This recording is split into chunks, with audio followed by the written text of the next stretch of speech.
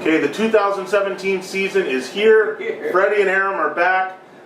What better way to start it out than Kiefer Stadium, one of the biggest games in SoCal, going down Friday night. Freddie, this is Bishop Amat hosting Mater Dei.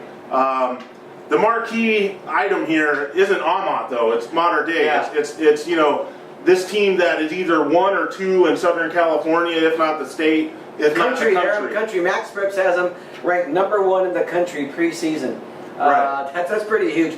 I mean, what an opening for Amat. I was at this game last year when they played at Kiefer Stadium, and I think it was the worst home loss in Bishop Amat history. I was sitting next to some of the, the announcers and the guy who does the scoreboards, the guys who've been there for 30 years, and they were just embarrassed. They had never seen anything like that. And I remember, I think the first quarter, maybe it was 28-0, and it felt like it could have been worse than that. It was so bad. Yeah, so the exact number there, Freddie, was 63-14. Mater Dei with the win last year. But we should remember that Bishop Amat team was pretty much brand new. They were young. They were platooning quarterbacks still at the time. Blake Archuleta wasn't playing the full game. It wasn't until the end of the year where he really became the full-time quarterback. And towards the very end, he had some really good games, particularly against Crespi, that helped them finish in a tie for second in the Mission.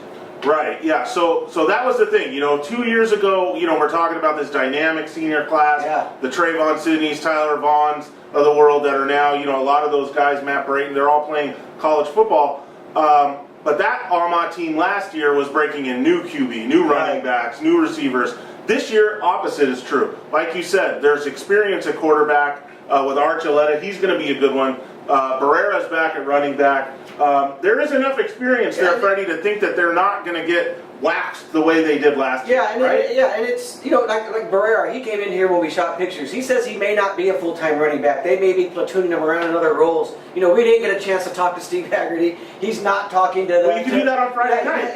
He doesn't really talk to the media and share a lot what's going on. So what we've gathered from players and other sources that we have, like always. But they do have some guys, like you said, Aaron Maldonado, who's a UCLA commit. They've got 3 pretty strong receivers. Kobe Duru, I think, the guy who transferred from Diamond Bar, you didn't see a lot last year. I think he's going to have be a breakout player this year.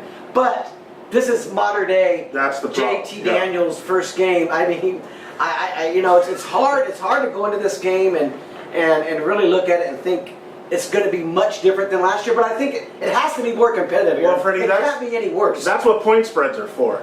So, so let's get into predictions. You're not going to pick Bishop Amat and stun the world here, nor am I.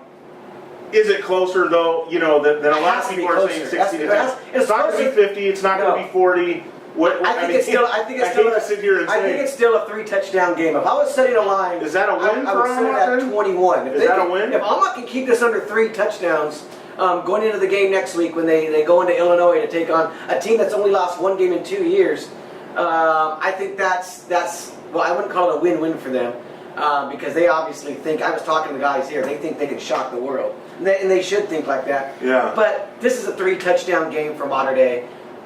They could play this at Kiefer. They could have all the alumni Aram there. They could have all of the nostalgia and everything they want being the first game. It ain't going to matter against Mater Dei. Not this quarterback in particular. JT Daniels. He's one of the best I've ever seen. Yeah, and they've got a good cast of receivers as well. They got everything at Mater Dei, and I think that's kind of the key thing here. We're not so much down on Amat as we are like everyone else up on Mater Dei. I think Amat can go 7-3, 8-2. I think. Well, they went 7-4 last year. Yeah, I think they can compete for the Mission League title without a doubt. I think they're one of the 3 favorites. Okay, so relatively speaking, this one isn't close. Yeah. I would say the spread's 24-ish. Okay, I got 21. Yeah, I think Amat can hang around that number.